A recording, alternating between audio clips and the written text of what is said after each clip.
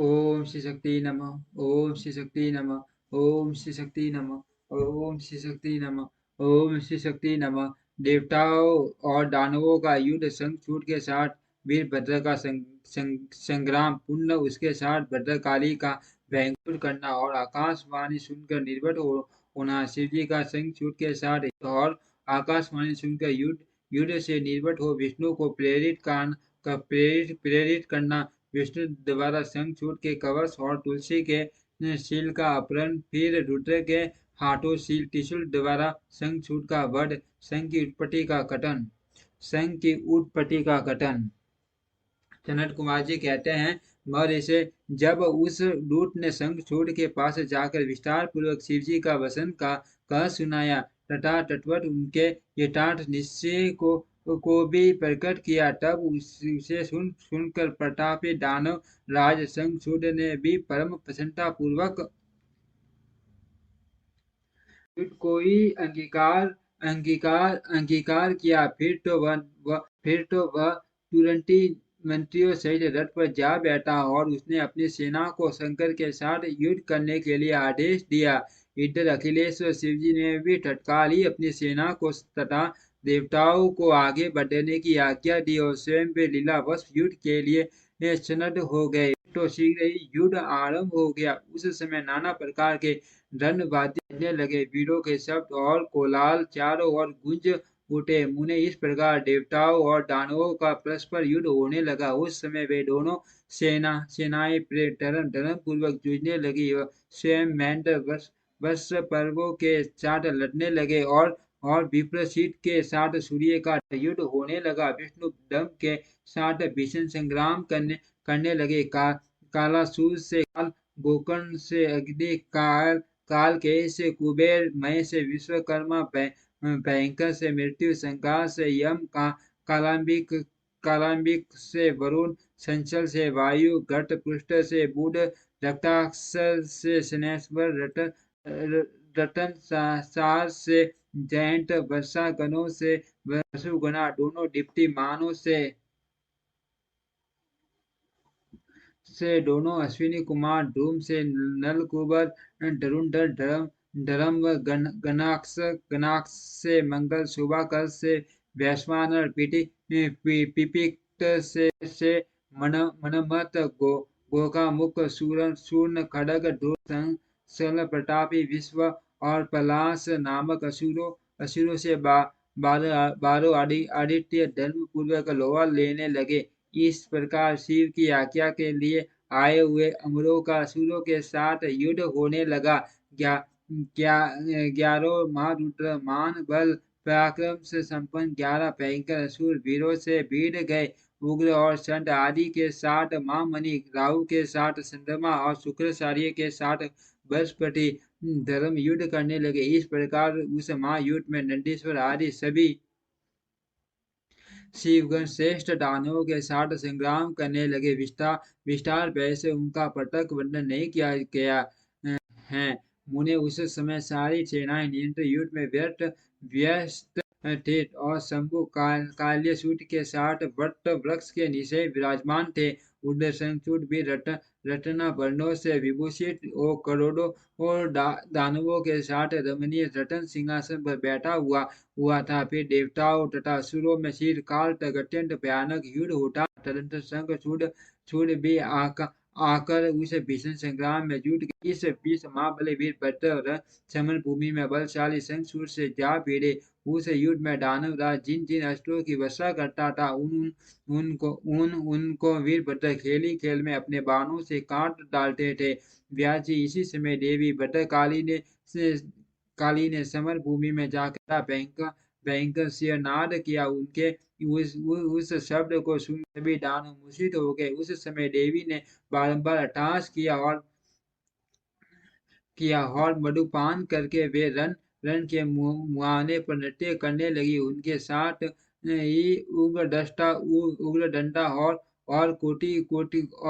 कोटवी ने भी मधुपान किया तथा अन्य देवियों ने भी खूब मधु पीकर युद्ध स्थल नाचना आरंभ किया। उस समय शिव गणों तथा देवों के दलों में महान कोलाहल मच गया।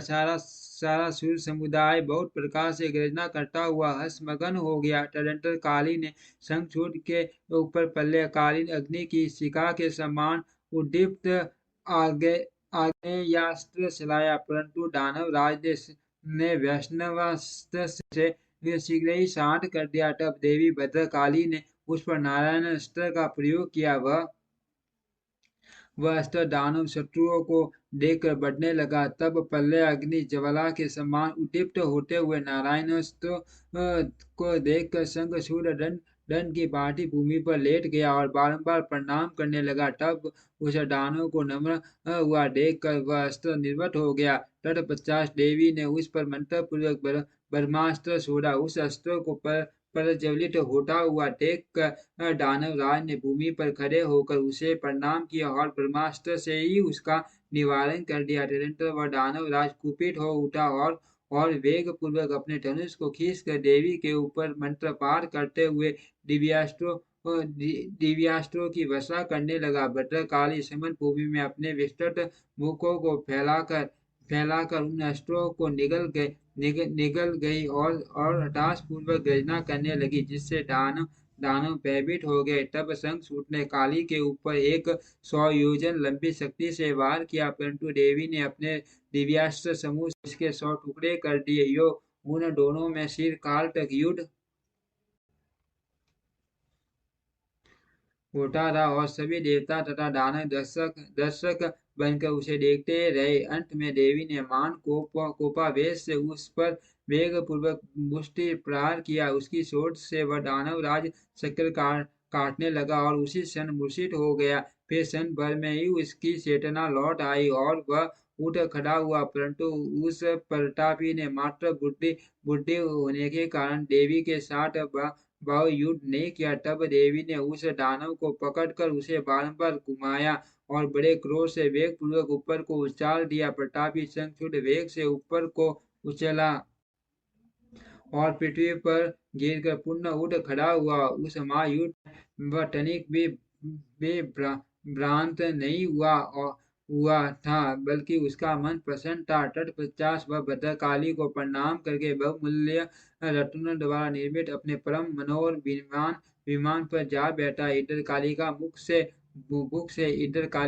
से विहल हो मानवों का रक्तपान करने लगी। इसी अवसर पर वहां यो आकाशवाणी ईश्वरी अभी रणभूमि में सिरनाद करने वाले 1.5 लाख दानव व्यंत और बसे हैं। ये बड़े उद्धट हैं, अतः तुम इन्हें अपना आहार बना लो। परंतु देवी संग्राम में दानव राज शंखचूड़ को मारने के लिए मन मत दौड़ाओ, क्योंकि ये तुम्हारे लिए हैं, ऐसा निश्चित समझो। आकाशवाणी द्वारा कहे हुए वचनों को सुनकर देवी भद्रकाली ने बहुत से दानवों का मांस भक्षण करके उनका रक्तपान किया और फिर वे शिव जी के निकट चली गई। वहां उन्होंने पूर्वापर के क्रम से सारा युद्ध वृतांत कह सुनाया।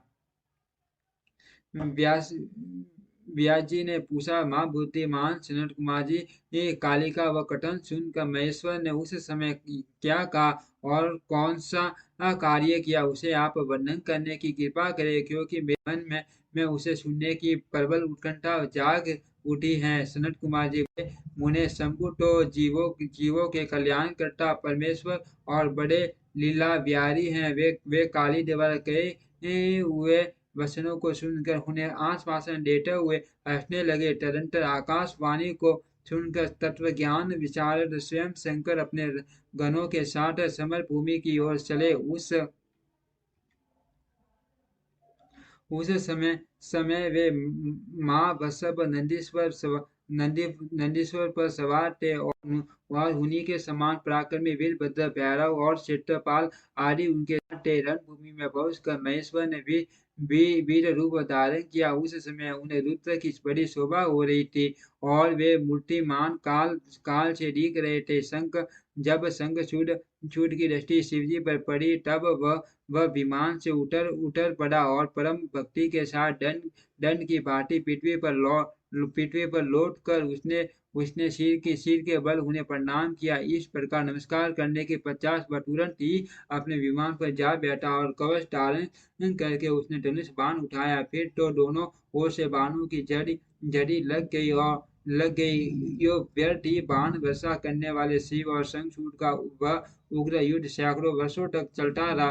अंत में युद्ध स्थल में शंखचूड़ का वध करने के लिए महाबली महेश्वर ने सहसा अपना वह त्रिशूल उठाया, जिसका निवारण करना बड़े बड़े तेजस्वियों के लिए भी अशक्य है।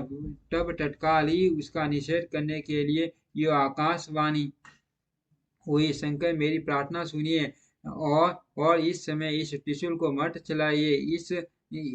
इस यद्यपि आप मात्रा में पूरे ब्रह्मांड का विनाश करने में सर्वदा समर्थ है, फिर इस अके दानव संग सूर्य की तो बात ही क्या है। तथापि आप स्वामी के द्वारा देव मर्यादा का विनाश नहीं होना चाहिए। महादेव आप उस देव मर्यादा को सुनिए और उसे सत्य एवं सफल बनाइए। वह देव मर्यादा यह है कि जब तक इस शंखचूड़ के हाथ में श्री हरि का परम उग्र कवच वर्तमान रहेगा और उसकी पतिव्रता पत्नी तुलसी का सतीत्व अखंडित रहेगा, तब तक इस पर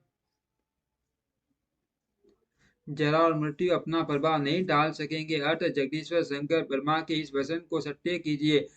तब सत्पुरुषों के आश्चर्य स्वरूप शिवजी ने उस आकाशवाणी को सुनकर तथास्तु कहकर उसे स्वीकार कर लिया और विष्णु को उस कार्य के लिए प्रेरित किया। फिर तो शिवजी की इच्छा से विष्णु वहां से चल पड़े।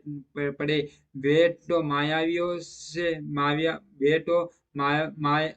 मायावियों में भी श्रेष्ठ मायावी ठहरे। अत उन्होंने एक वृद्ध ब्राह्मण का वेश धारण किया और शंखचूड़ के निकट जाकर उससे यो कहा। वृद्ध ब्राह्मण बोले, दानवेंद्र, इस समय मैं याचक होकर तुम्हारे पास आया हूँ, तुम मुझे भिक्षा दो। दिन वत्सल अभी मैं अपने मनोरथ को प्रकट नहीं करूंगा। जब तुम देना स्वीकार कर लोगे तब पीछे मैं उसे बताऊंगा और तब तुम उसे पूर्ण करना। ब्राह्मण की बात सुनकर राजेंद्र शंखचूड़ का मुख और नेत्र प्रसन्नता से खिल उठे। जब उसने ओम कहकर उसे स्वीकार कर लिया तब ब्राह्मण ने छल पूर्वक कहा, मैं तुम्हारा कवच चाहता हूँ। यह सुनकर ऐश्वर्यशाली दानव राज शंखचूड़ ने जो ब्राह्मण भक्त और सत्यवादी था, वह दिव्य कवच जो उसे प्राणों के सम्मान ब्राह्मण को दे दिया। इस प्रकार श्री हरि ने माया द्वारा उससे कवच ले लिया और फिर शंखचूड़ का रूप धारण करके वे तुलसी के पास पहुंचे। वहां जाकर सबके आत्मा एवं तुलसी के नित्य स्वामी श्री हरि ने शंखचूड़ रूप से उसके शील का हरण कर लिया। इसी समय विभूषण भगवान ने विष्णु भगवान ने शंभु से अपनी सारी बात कह सुनाई। तब शिवजी ने शंखचूड़ के वध के निमित्त अपना उद्दीपक त्रिशूल हाथ में लिया। परमात्मा शंकर का विजय नामक त्रिशूल अपने उत्कृष्ट प्रभा बिखेर रहा था। उससे सारी दिशाएं, पृथ्वी और आकाश प्रकाशित हो उठे। वह मध्यकालीन करोड़ों सूर्यों तथा प्रलयाग्नि की शिखा के समान चमकीला था। उसका निवारण करना असंभव था। वह दुर्धर्ष, कभी व्यर्थ न होने वाला और शत्रुओं का संहारक था। वह तेजों का अत्यंत उग्र समूह संपूर्ण शास्त्रों का सहायक, भयंकर और सारे देवताओं तथा असुरों के लिए दुष्ट था।